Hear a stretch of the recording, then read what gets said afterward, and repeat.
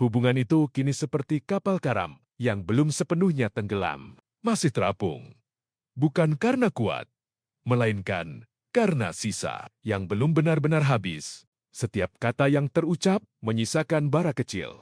Setiap kata yang terucap menyisakan bara kecil yang tak pernah benar-benar padam. Pengkhianatan yang retak di hati. Dan bara itu perlahan membakar luka batin yang dalam. Kepercayaan dan kejujuran yang dulu dijaga dalam diam. Limbuk duduk di sofa, tubuhnya melipat ke dalam. Ia tampak mengecil, bukan karena ringan, melainkan karena beban yang tak lagi mampu ia sembunyikan. Ia tidak pernah mengaku liku-liku perbuatan yang disimpan rapat tentang angka, penyelewengan, tentang permainan di ruang gelap, tentang rahasia yang sejak awal tidak pernah bersih, bukan ternoda, memang sudah kotor. Bima diam tanpa perlu bertanya. Ia tahu batas kesadaran diri itu ada. Karakter tanpa niat kejujuran tidak pernah berubah.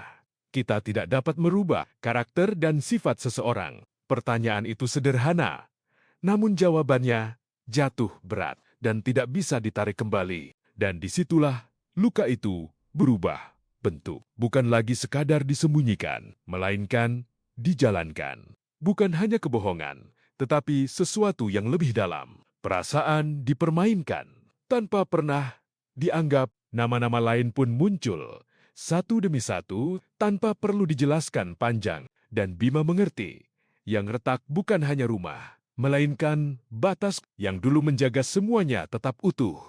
Ia bertanya, bukan untuk mencari jawaban, tetapi untuk memastikan sesuatu yang sudah ia rasakan lama. Kenapa semua itu bisa terjadi? Kalau memang gembel lebih baik, tinggalkan rumah ini saja. Dunia ini wanita tidak hanya satu. Hiduplah dengan gembel. Limbuk menjawab lirih dengan suara yang nyaris hilang. Aku cuma mencintai gembel. Selama hidup ini, aku takkan melupakannya. Aku merasa dengannya hidupku kembali berarti. Dan di kalimat itu terdengar sesuatu yang lebih dalam. Bukan sekadar pengakuan, melainkan keputusan yang tak lagi bisa ditarik. Namun bagi Bima, jawaban itu tidak menyelamatkan apapun. Bima mempersilakan untuk meninggalkan rumah ini.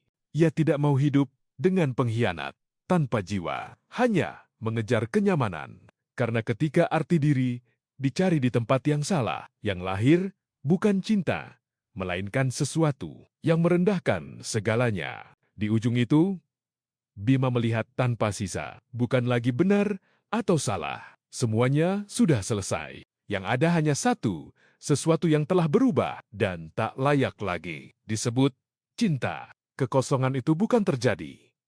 Ia dipilih. Luka itu bukan tersisa. Ia dipelihara. Dan saat dusta menjadi cara hidup, yang tersisa bukan hubungan, melainkan kehancuran yang dibiarkan berjalan. Di titik itu, tidak ada yang perlu diselamatkan. Bukan hubungan, bukan perasaan. Yang tersisa hanya satu keputusan, berhenti, tinggalkan. Karena bertahan di dalam yang sudah mati, bukan kesetiaan, melainkan cara paling sunyi untuk ikut hancur bersamanya.